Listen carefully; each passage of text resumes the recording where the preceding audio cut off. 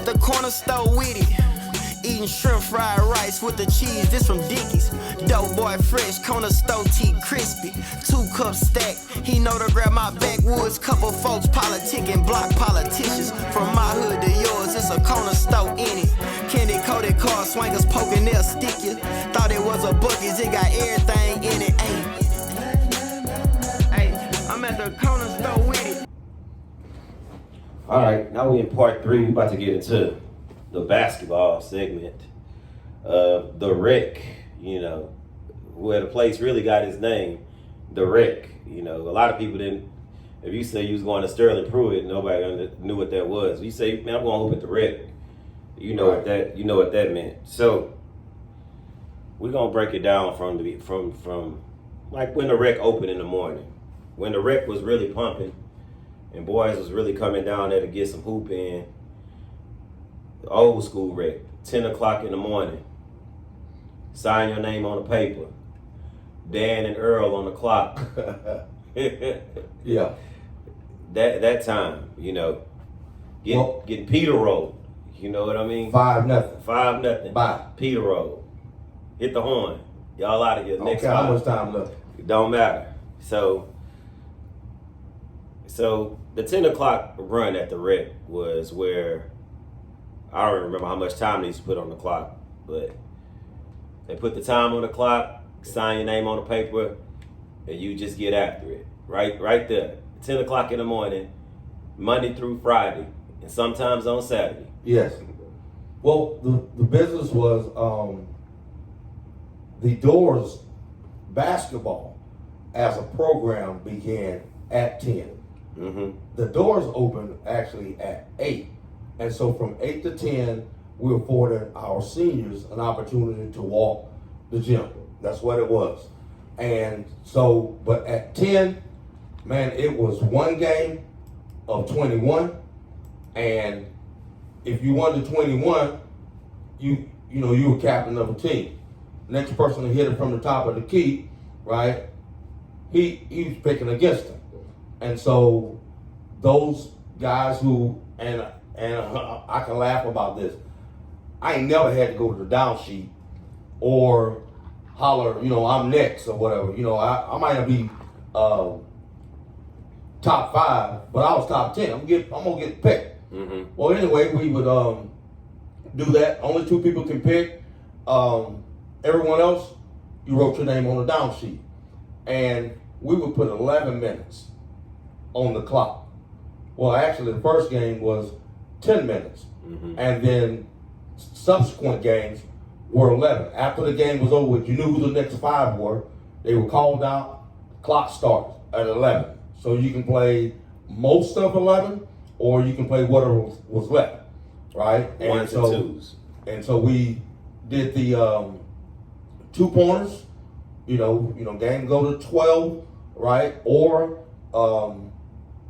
if you were not successful and it was 5-0, Peter roll. your game over with. That's what they call it in Southeast Texas, Peter roll. Hit the horn, Dan. It's bye. Yeah. Right? Your next 5. And you that's what it was. So it was 2 deuces and 1 layup, and your game was over. And everybody on the sideline is rooting hard for a Peter roll. Because they move up the sheet. And they get a chance to talk smack with you because this is what just got done to you. So, yeah.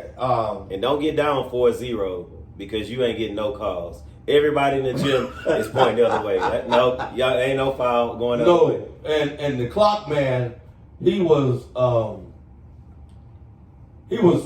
instrumental in the hate because we made sure, say if Dan or Errol at the time who were working, they weren't there. Now Dan wasn't a basketball guy, so Dan was strictly black and white. This is what it is. But if it was someone had some even temperament and understood the game, that's who managed the clock. Not who just lost, but right. That's who managed the clock. You keep up with the clock, and whichever way the clock guy determined it was, that's the way it went.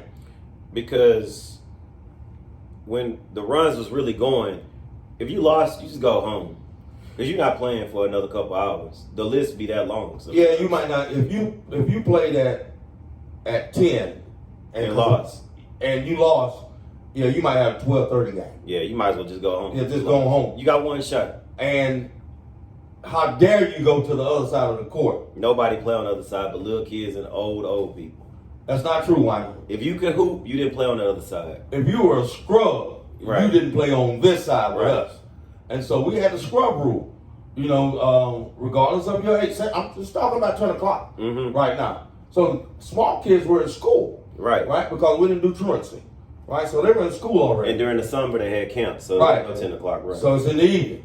So if you were a scrub, I stood at the door, and you know that I was a talent evaluator, if you will. And so if your game was trash, you played as you entered the gym on the left-hand side. The curtain dropped, and you didn't come over and blow our game. And that's just what it was. But the 10 o'clock run was significant. It was, especially when the floor was wood. The wood floor at 10 o'clock run was different than when they put that rubber down. You know what I mean? I heard kids debate, like they do about Errol and other things. And he says, man, you a blue floor wreck dude. And that meant something. Yeah. Because if you were playing on the wood, right, I think that was the best era of basketball. And Yeah. it was a 5 to 7 year era. It was when the wood was in the ref. Right. In that dead spot right in front of that goal close to the door. You knew where it was. Dead spot right there. Yep. Everyone knew where it was. If you dribble in the dead spot, you never played that before. So that was during school time, the 10 o'clock run. Man, the crazy part about it is people used to maneuver their work schedule to be off during that time to play. I mean, like, people really change their lives to play at the rec at 10 o'clock. Like, oh, no, I can't take that job. I got to come up here and hoop. Just like, that's how serious it was. Yeah, I'm gonna work nights. Right. Because So they balling at 10. Yeah, it was a different. It was a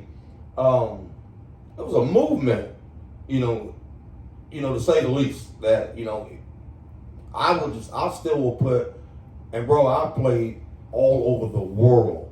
I've seen it all over the world. I put that place up against any place ever, because we seen some of everybody play that. Yeah, we're going to get to that later about all the good players that came through the rec. But, okay, so during school time, you could play at 10 o'clock. But then, once school ended in the summertime, the 10 o'clock run moved to the 4 o'clock run. Right? And the 4 o'clock run in the summer was very, very different. Because everybody was home from the summer. Everybody want to play. People in shape. High school kids, the good high school kids. Right. They on that run too. People down from college, they in that run. And bro, if you during the summer, the 4 o'clock run of the summer, you really had one chance. I mean, it was. Man, I would think at the time we were keeping numbers or whatever, but to easily say, I'm just speaking of the 10 a.m. run right now, 100 people in the gym at 10, that was very doable, 5-6 days a week. And in the evening, those same people, a lot of them came back for the afternoon run, right? But that run began during the school year at 6. So when kids got out of school 2:30 or so, who were too young to be, we allocated that 3-hour block for them to be able to have some rec as well. And the only rule that I had, you had to read for me for 30 minutes before you can go inside. But at 6 o'clock, it was the same soup. We heated all up again. So I that you mentioned that, it was epic. It was a good time, man. You could, if you lost, you still would sit down there and watch the games because they still be some good games. And it was just so many. The rec was full of characters. It was just a lot of different characters, man. Moss, it just was a lot of characters. You had players of all sizes, all skill levels. Lil Buck. Yeah. I'm not talking about Lil Buck in high school. I'm talking about like middle school Lil Buck. Like when he was still young and tiny, but still playing with the grown-ups. When he was like maybe 5, what? 3. Yeah. You know what I mean? Well, he had a decision to make. Fond story of Rod. He's like a son to me. He's a crybaby at the time. And I'm 215. I wouldn't say a crybaby. He was emotional. He was emotional. Well, that's what we call it. Yeah, he was emotional. He was emotional. That's a good word. Well, I'd lean on him, right? Especially if I'm going to the cup. You know you're gonna get it, right? And so I was trying to break him. And so one day, I had enough of his crying, and he'd leave. His mom worked at McDonald's, and he wanted to go. He was quitting. He quit for the day. And I told him, if you left today, right, don't come back, right? What are you gonna do? You gonna man up and play over here with us, or you need to go play with the girls? And he stuck with it. He didn't leave, and Buck turned out to be. He a rec legend. Yeah, by far. Yeah, Buck tough. He a rec legend. Rod turned out to be a hell of a ball player. So speaking of rec legends, I'm gonna give you a few of mine. Okay. Moss, definitely a rec legend. God, who knows how old he was when he was still playing? Leslie Moss? Yeah, he played until he was 76. Right. All kind of moves, everything at his age. The best head fake, and the only man I've seen take the ball around the front of him, and it comes up on the other side. So yeah, go ahead. So Moss, definitely a rec legend. Lil Buck, small man, rec legend. We'll just go through different types of players. Who you think had like the most hops and like on a consistent basis that played there? Yeah, Frank Paul. Frank Paul was he could do the LJ dunk where he throw it off the backboard. He was one step inside the paint, jump off 2 feet, and could bang it. So this was fresh out of college, Frank. Yeah, but Frank been jumping like this since he was 14. Yeah. But I would say in the hop game, Frank, Isaac Williams, Ike, his brother T could jump. Arthur Monroe, cats like that. Nintendo Joe. You forgot about Nintendo Joe. I take that back. If I had to, Frank, you won A, because he got the name Nintendo Joe because he looked like he was on the game. Right. This is the only guy I know during the game, on the break, only gonna get 1 point for it, and did the J.R. Ryder dunk, like between his legs, and bang it for 1. And then ride home on a bicycle with no hands all the way home. Him and Wallace. So most hops, Nintendo Joe right up there, Ike and T when they was jumping out the gym during that time. Best shooter. Just put the ball in the basket, flat out shoot, Derek McGriff. I played with him for 15 years. So you biased. So you biased. All right. Well, now if you're talking about horse. No, I'm talking about don't leave me open 3-pointer. Derek McGriff. PA could shoot the ball, right? Old school PA. He could shoot the ball. Left-handed, he could shoot as well as anyone. But I'm going to get the D. You got somebody else? B-Mo shot. He could shoot it. Yeah, pretty B-Mo shot. can shoot, yeah. Right? Of that era, see, for me. Well, yeah, he's kind of young. Yeah, younger guys. Younger, but just seeing a guy just, I saw D score 55 on a Friday, and then 76 Sunday. Trays. Again, one of the greatest shooting performers, Donnie Miner. Your guy Coop could shoot the ball. And Carlos. Los. Which Los? Mexican Los. That's who we would call it. Right, yeah. Right. He's actually not Mexican. I know what you're talking about, yeah. My kid, he played on my team. Yeah. The San Diego Chargers fan. Yeah, All Los. right. Yeah, Los could shoot the ball as well. But if I had to say one, in terms of, I'd give it to number 30, Crime Dog. And the other Los, you talking about the Carlos Frank. Yeah, he can shoot too. Yeah, he can do it all. Yeah. Yeah, he can do it all. Handles, dribbling. If any other name than Pete Hill come out your mouth, you know what I mean? Pete Hill was in a world of his own, so he wouldn't be defined to me as best handles.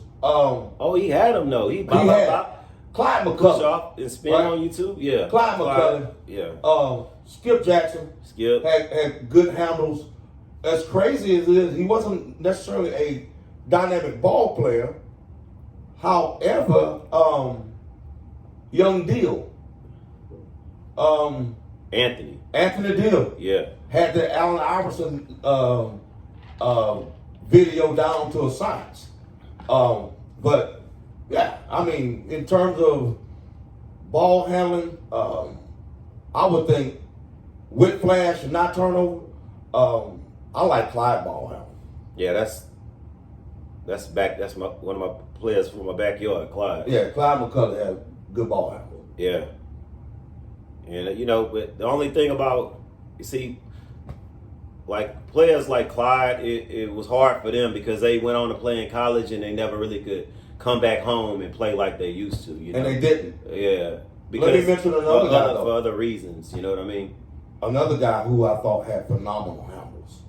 It was Pee Wee from Silsby. Mm-hmm. BA's older brother, right? He could rock it. He was nice with it. He was an all-around ball player, but handles, I still defer to Clyde. Yeah. So